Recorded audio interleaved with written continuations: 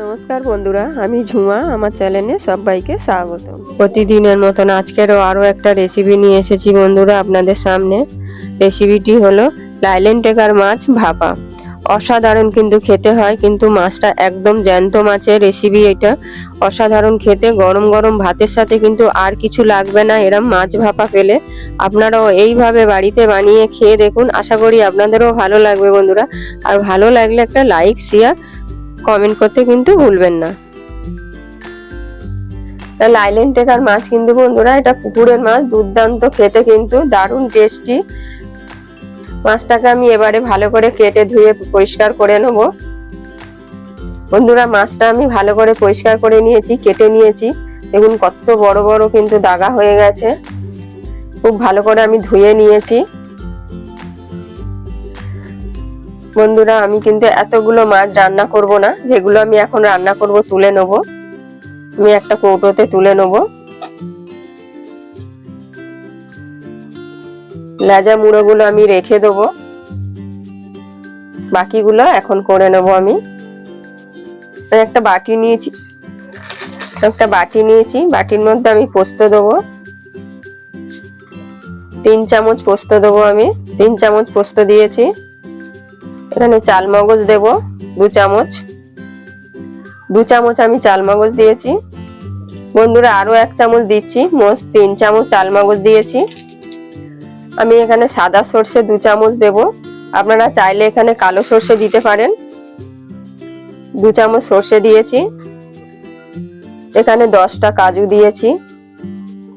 এখানে আমি 6-7টা কাঁচা লঙ্কা দিয়েছি, 3টে শুকনো লঙ্কা দিয়েছি। এগুলো এবার ভালো করে ধুয়ে আমি বেটে নেব। ভালো করে আমি ধুয়ে নিয়েছি, নিয়ে আমি মিক্সার বাটিতে দিয়ে দেবো। 1 চামচ নুন দেবো।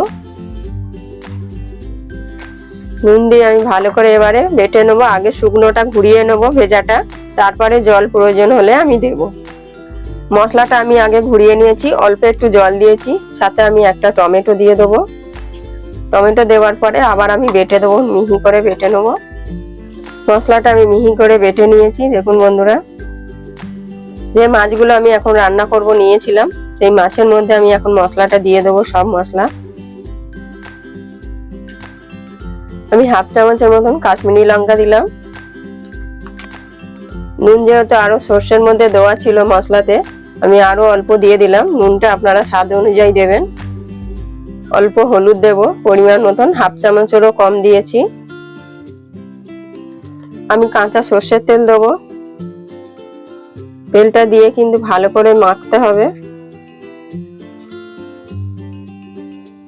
সর্ষের তেল আরো অল্প দেব, দিয়ে আমি খুব ভালো করে মেখে নেব। প্রত্যেকটা মাছের গায়ে কিন্তু মশলাটা খুব ভালো করে মাখাতে হবে। খুব ভালো করে আমি মেখে নিয়েছি। এবার মিক্সার জারে যে আমি মশলাটা করেছিলাম, সেই মশলার জলটা একটু দেবো, খুবই কম দেবো, অল্প করে হাতটা ধুয়ে অল্প আমি জল দেব। মশলাটা দেওয়ার পর আমি ভালো করে জলটা মিশিয়ে দেবো মশলার সাথে। কয়েকটা কাঁচা লঙ্কা আমি উপর থেকে দিয়ে দেবো,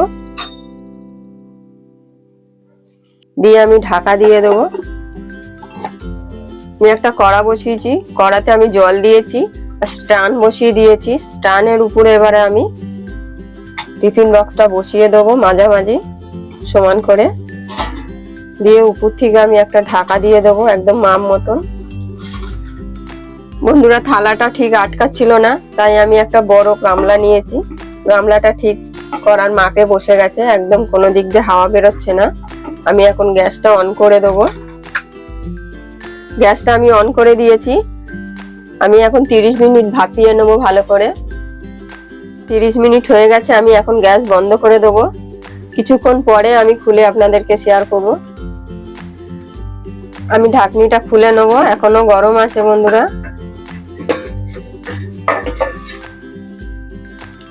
আমি নামিয়ে নেব। আমি ঢাকনিটা খুলে নিচ্ছি, এখনো গরম আছে। অসাধারণ লাগছে বন্ধুরা, খুব দারুণ একটা সেন্ট বেরিয়েছে। আমার এই লাইলেন টেকার ভাপা রেসিপিটি কেমন হয়েছে অবশ্যই আপনারা কমেন্টে লিখবেন। আর আপনারাও এইভাবে বাড়িতে বানিয়ে খেয়ে দেখুন বন্ধুরা, আশা করি আপনাদেরও ভালো লাগবে। আর ভালো লাগলে একটা লাইক, শেয়ার, কমেন্ট করতে ভুলবেন না।